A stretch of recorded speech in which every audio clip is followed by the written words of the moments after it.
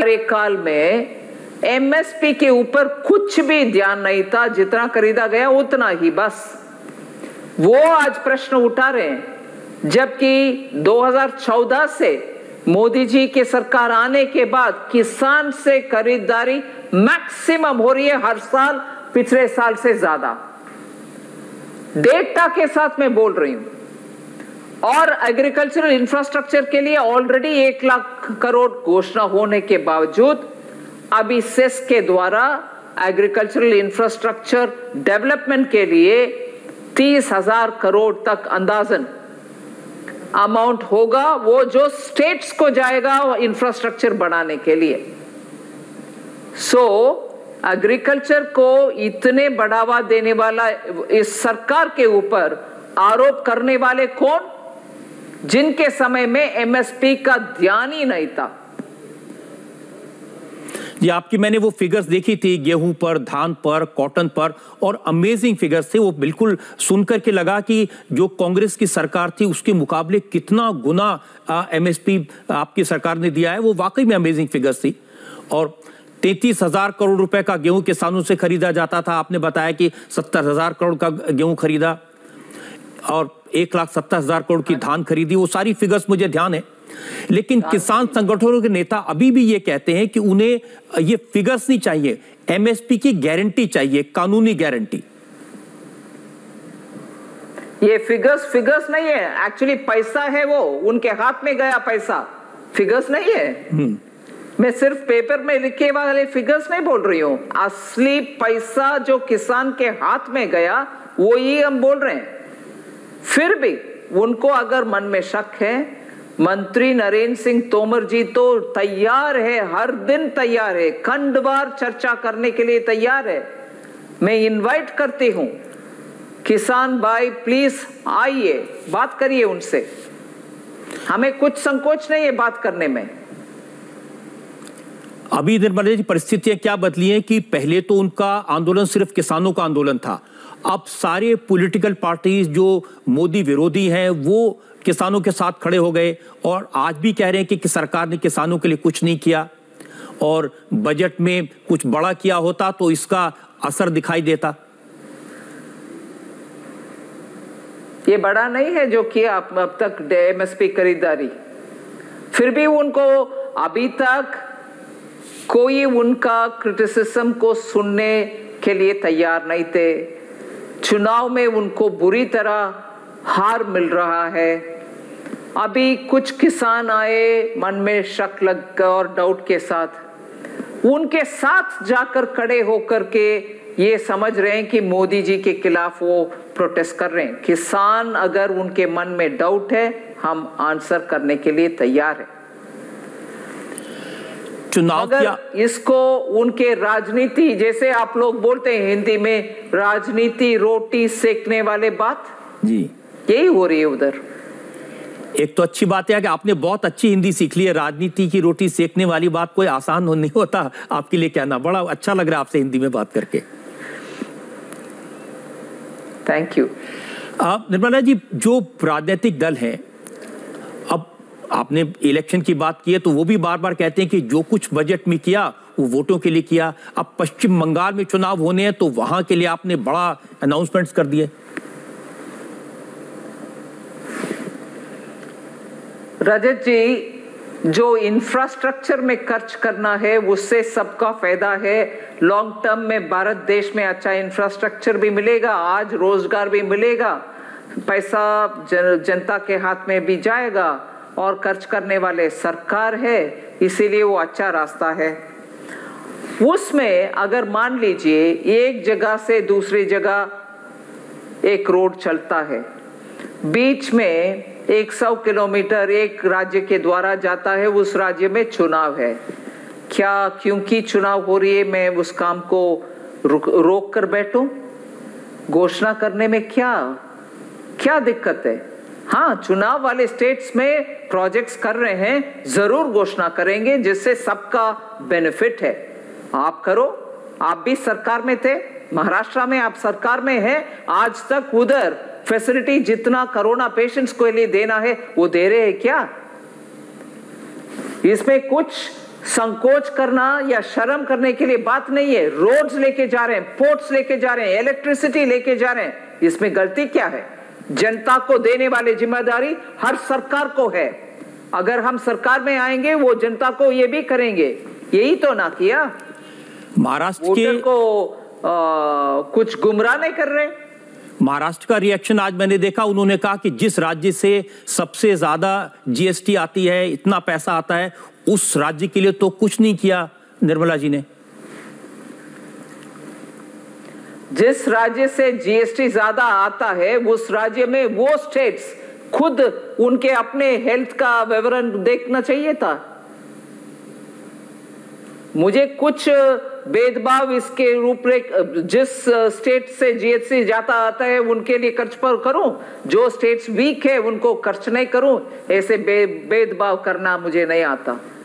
पूरे हर भारतीय राज्य में सभी फैसिलिटी देना हमारे कर्तव्य है, करना ही है। सिर्फ पैसा कमाने वाले या जीएसटी देने वाले को ही नहीं, उनको भी करेंगे, मगर बाकियों को भी करना हमारे कर्तव्य है। जिनको नहीं दिया उनको अच्छा नहीं लग रहा, लेकिन जिनको दिया उनको भी अच्छा नहीं लग रहा। ममता बनर्जी को दिया पश्चिम बंगाल के लिए, तो उनका कहना है कि इलेक्शन में फायदा उठाने के लिए निर्मला जी ने ये कर दिया, बाकी बजट तो बिल्कुल बेकार है। ममता दीदी को तो हर विषय जो प्रधानमंत्री मोदी जी करते हैं उसमें कुछ ना कुछ उनका क्रिटिसिज्म रहता है। किसान, उनके अपने बंगाल में किसान को प्रधानमंत्री किसान सम्मान निधि नहीं दे रही है। इसका मतलब क्या है? केंद्र सरकार के द्वारा अच्छा स्कीम आने में उनको मन में दुख लगता है। अरे हमारे किसान के हाथ में मोदी जी का स्कीम का पैसा जाना, और जाने में उन लोगों को कहाँ उनके ऊपर थोड़ा और रिस्पेक्ट बढ़ जाएगा, अपने आप के ऊपर रिस्पेक्ट इतना नहीं होएगा। ऐसे कैलकुलेशन के जरिए जो उनके अपने नागरिक को मिलना चाहिए उसको मिलना नहीं दे रही है और वंचित कर रही है, वंचित रख रही है। सचमुच उनके अपने बंगाल के नागरिक के ऊपर अगर ध्यान है तो ऐसे रास्ता चुनना सही नहीं है। लेकिन ये तो सही है कि आज जब आपने भारतीय है, आज जो आपने करोड़ों रुपए पश्चिम बंगाल के लिए इंफ्रास्ट्रक्चर के लिए दिए, तो नजर तो यही है कि उससे वोट मिले, फायदा हो बीजेपी को। जेन्युइनली अगर खर्च पब्लिक प्रोजेक्ट्स के लिए खर्च कर रहे हैं, क्या आपका इरादा ये है कि चुनाव के साल किसी भी स्टेट के लिए कुछ नहीं करना? ये इंफ्रास्ट्रक्चर सबके लिए बेनिफिशियल है, सिर्फ एक वर्ग के लिए नहीं है। सो करने में क्या दिक्कत है? जरूर करेंगे, इलेक्शन वाले स्टेट्स को भी करेंगे, इसमें आपत्ति किसका है? सरकार उनका है उधर बंगाल में, वो भी करें। असम के लिए, तमिलनाडु के लिए, दोनों के लिए आपने स्पेशल अनाउंसमेंट्स किए हैं, वहां भी चुनाव होने वाले हैं। ये गोवा में चुनाव नहीं है फिर भी अनाउंस किए हैं, यूपी में चुनाव नहीं है फिर भी अनाउंस किए हैं। बहुत सारे स्टेट्स को अनाउंसमेंट में फायदा हुआ है जहां चुनाव नहीं है। क्यों कर रहे हैं भैया?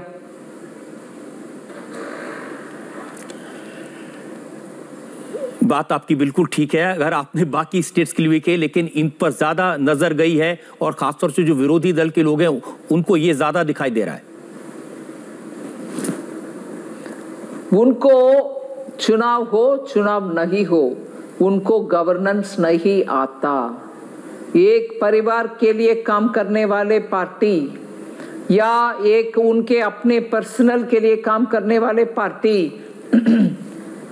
या उनके नेतृत्व को चुनौती देने वाले किसी को सहना नहीं है डेमोक्रेसी में। ऐसे पार्टी, इनको तो लगता है कि भैया ये कर दिखा रहे हैं हर विषय में, उज्ज्वला हो, एलईडी लाइट हो, बिजली का कम हो, बिजली भी गांव तक पहुंचना हो, ये सब हो रही है। हम तो कर नहीं पा रहे हैं। पिछले 2-3 टर्म से लगातार जीत कर आने के बाद भी हमारे परफॉर्मेंस रिकॉर्ड 0 है।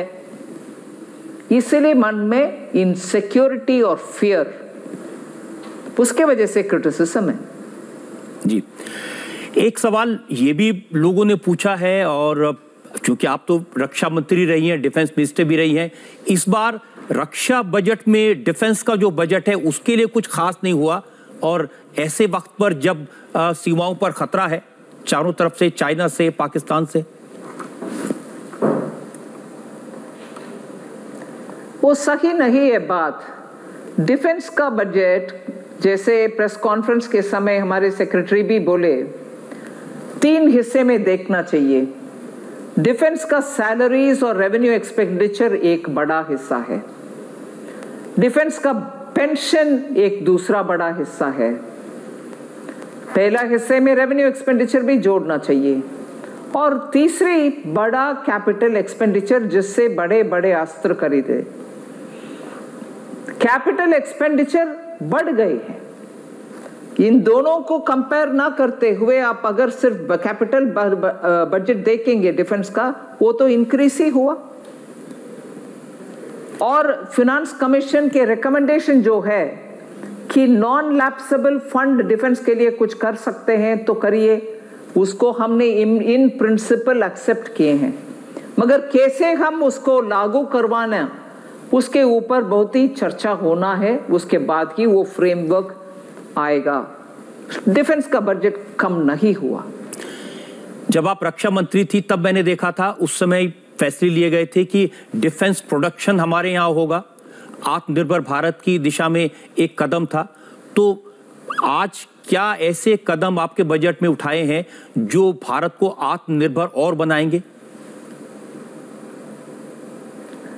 बजट से पहले ही हमने आत्मनिर्भर भारत की घोषणा करने के समय डिफेंस का प्रोडक्शन, उसमें कम से कम 200 आइटम्स को स्मॉल एंड मीडियम इंडस्ट्री के लिए रिजर्व करके रखें, जिसमें इंपोर्ट विदेश से आने का नहीं है, ये प्रावधान है।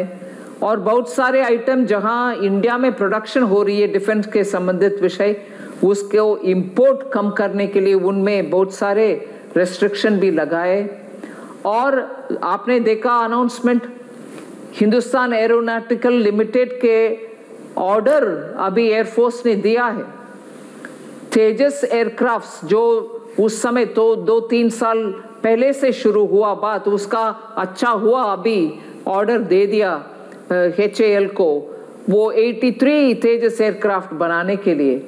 ये सब आत्मनिर्भर करने के लिए ही डिफेंस प्रोडक्शन में कदम उठाया गया। जी निर्मला जी, एक सवाल फाइनल क्वेश्चन मैं इस देश की महिलाओं की तरफ से, जो हाउस वाइफ्स हैं उनकी तरफ से, आपने उनके लिए बजट में क्या दिया?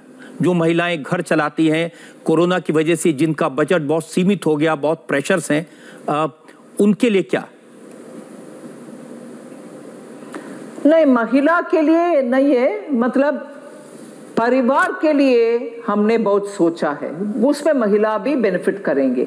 और एक स्पेसिफिक महिला का बेनिफिट, अगर महिला रोजगार चाहती है, बाहर जाके जॉब करना चाहती है, उनके लिए रूल्स में बहुत रिलैक्सेशन भी हमने करवाए।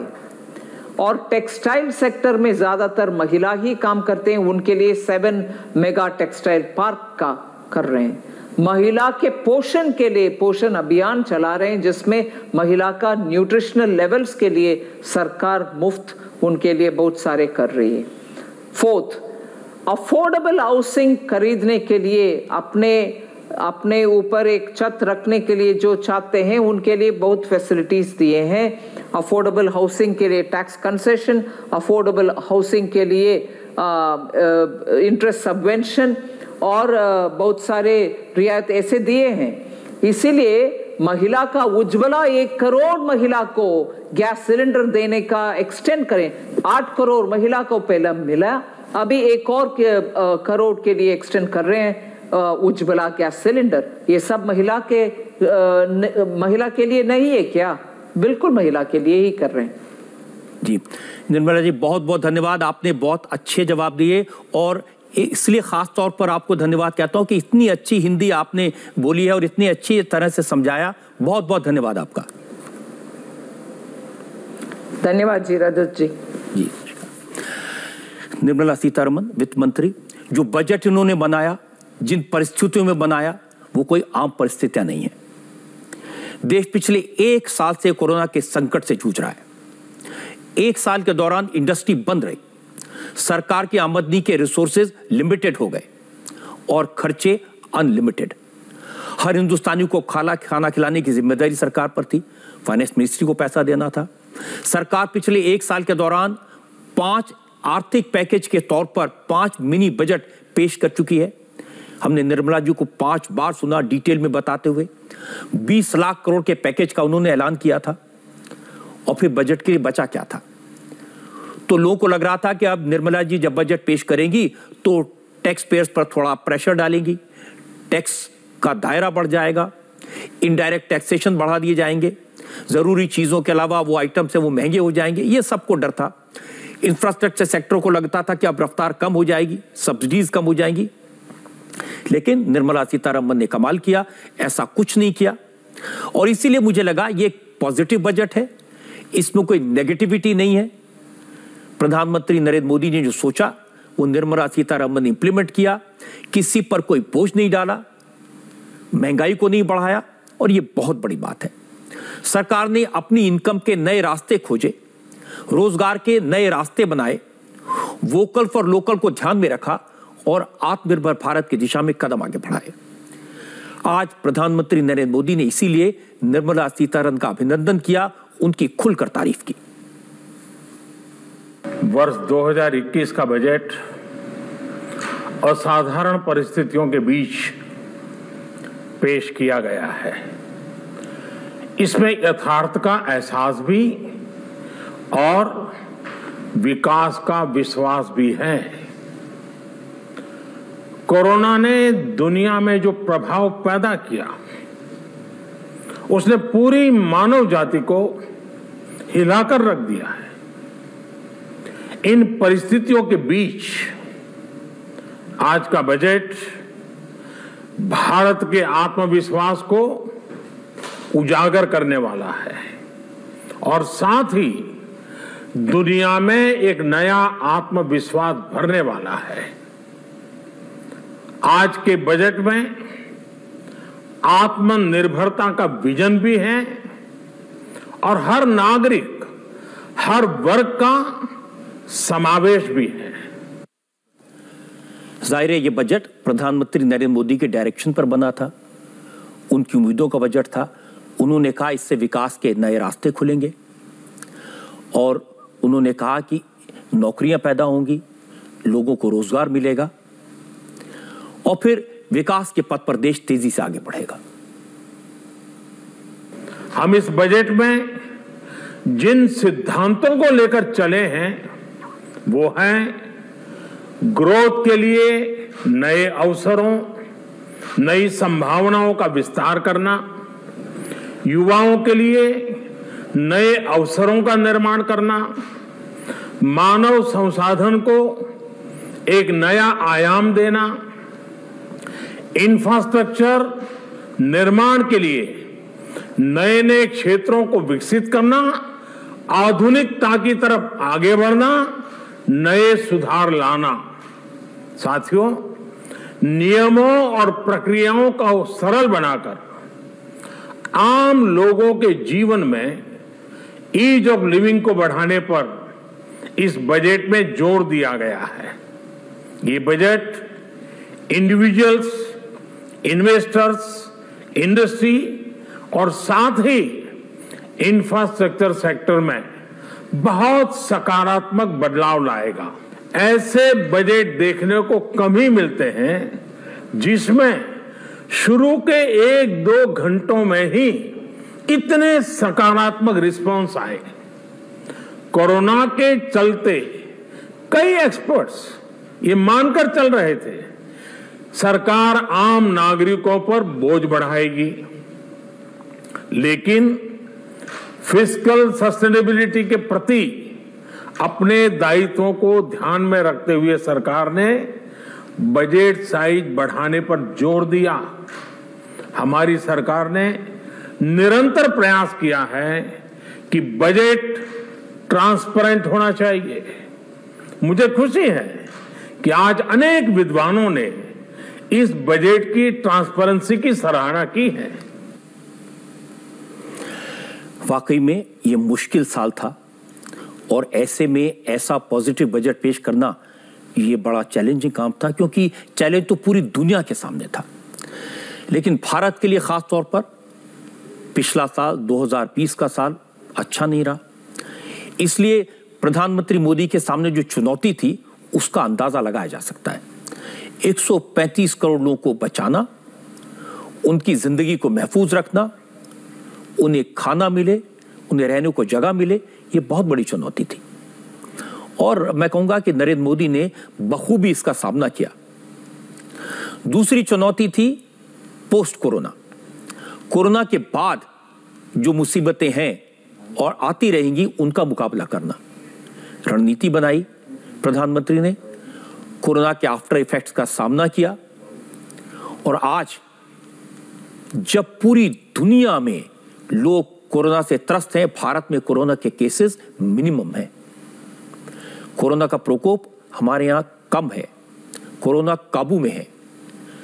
तो एक बड़ी और मुसीबत हमारे सामने है इस वक्त में, और वो है देश में किसानों के जरिए नरेंद्र मोदी को निशाना बनाने की कोशिश। किसान आंदोलन शुरू हो गया। अब 2 महीने से ज्यादा हो गए, 11 राउंड की बात हो चुकी, किसान धरने पर बैठे हैं और मोदी इस मुश्किल को समझते हैं। इसलिए आज के बजट के जरिए किसानों को बड़ा साफ मैसेज दिया कि सरकार को किसानों की फिक्र है, सरकार किसानों के प्रति संवेदनशील है, सरकार कृषि क्षेत्र के विकास के लिए प्रतिबद्ध है, किसानों की आय बढ़ाने के लिए कोशिश कर रही है। आज बजट में सरकार किसानों के लिए क्या क्या लाई, क्या क्या किया, ये मैं आपको बताऊंगा, लेकिन पहले 10 सेकंड का एक स्पॉन्सर मैसेज। यार चिंटू, तेरा ओह माय गॉड,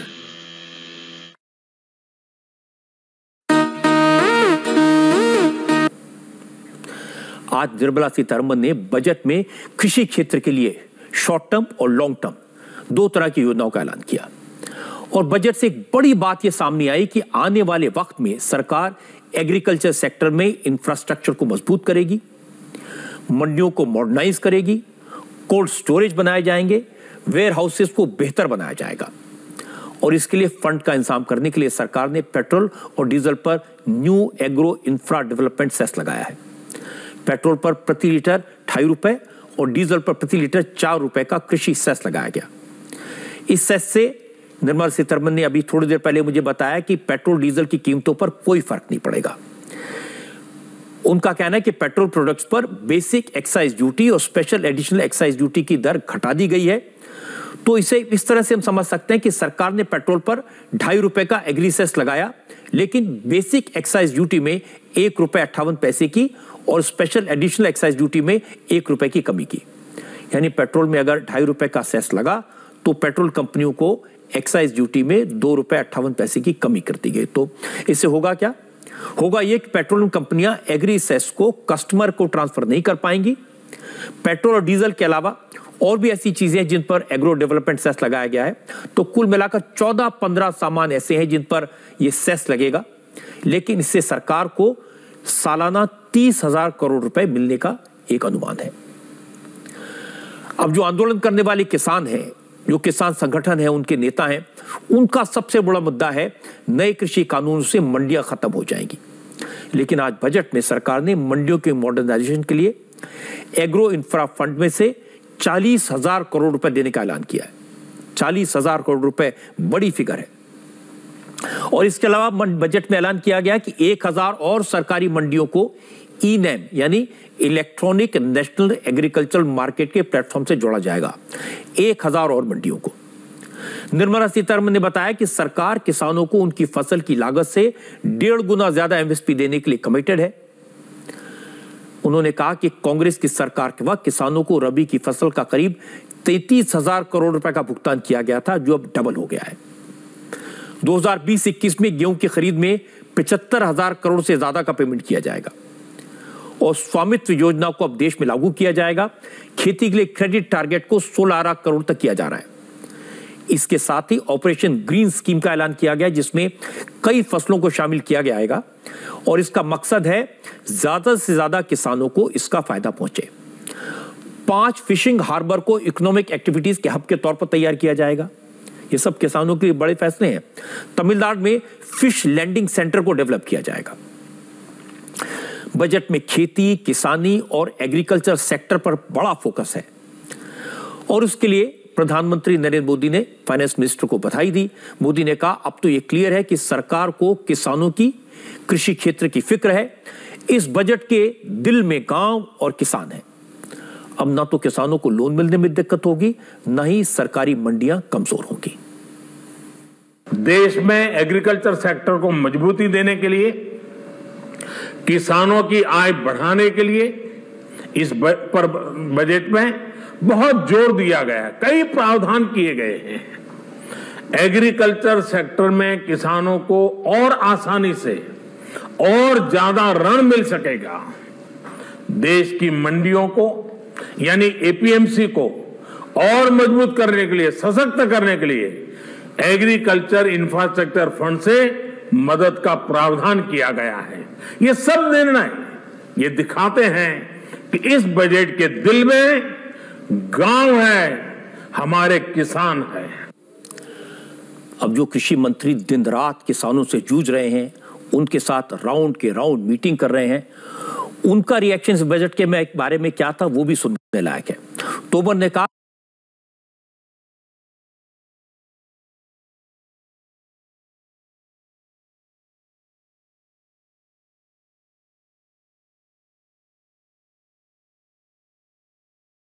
कहा कि बजट के बाद किसानों के मन में मंडियों और एमएसपी को लेकर जो आशंकाएं थी, जो डर थे, वो दूर हो जानी चाहिए और किसानों को यह बात समझनी चाहिए।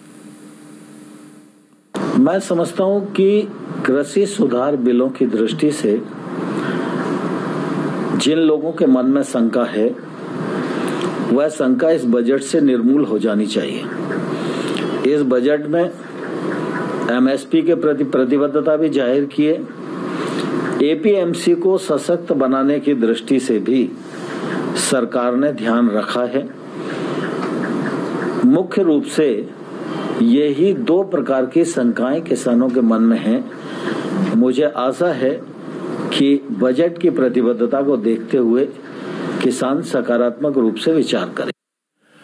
अब बहुत सारे एग्रीकल्चर एक्सपर्ट्स की बात मैंने सुनी, कृषि क्षेत्र के जो विशेषज्ञ हैं उनकी बात सुनी। वो कहते हैं ये बजट खेती के लिए, किसानों के लिए, एग्रीकल्चर के लिए बहुत फायदेमंद है। किसानों का सुरक्षा कवच है। लेकिन जो किसान संगठन आंदोलन कर रहे हैं, उनके नेताओं के रुख में ज्यादा फर्क नहीं आया। उनके मन में नेगेटिविटी है और वही रहेगी। थोड़ी देर पहले किसान नेताओं ने प्रेस कॉन्फ्रेंस की और ज्यादातर ने कहा कि सरकार किसानों पर प्रेशर बनाने की कोशिश कर रही है, लेकिन आंदोलन खत्म नहीं होगा। 4 फरवरी से आंदोलन को और ज्यादा तेज किया जाएगा और तभी खत्म होगा जब सरकार तीनों कृषि कानून वापस ले लेगी और एमएसपी की गारंटी वाला कानून बनाएगी। मतलब यह कि अभी किसानों के मुद्दे पर सियासत जारी रहेगी। सारी पॉलिटिकल पार्टीज जो भी नरेंद्र मोदी की विरोधी हैं, वो उन्हें भड़काने में पूरी तरह लगे हुए हैं और इसकी तस्वीर हम रोज देखते हैं। और सरकार मनाने समझाने की कोशिश करती रहेगी। इस वक्त किसानों के बाद सरकार की दूसरी बड़ी प्रायोरिटी है नौजवान, नौजवानों के लिए रोजगार। और बजट में निर्मला सीतारमण ने बताया कि इसका खास ख्याल उन्होंने रखा है। सरकार इंफ्रास्ट्रक्चर के विकास पर ध्यान देगी और इंफ्रास्ट्रक्चर में इन्वेस्ट करके रोजगार के नए अवसर पैदा करेगी। अब रोजगार के लिए सरकार ने क्या क्या किया, बजट में क्या क्या प्रोविजन है, थोड़ी बहुत बातें निर्मला सीतारमण ने थोड़ी देर पहले बताई थी, लेकिन कुछ और चीजें हैं, ये मैं आपको बताऊंगा एक ब्रेक के बाद।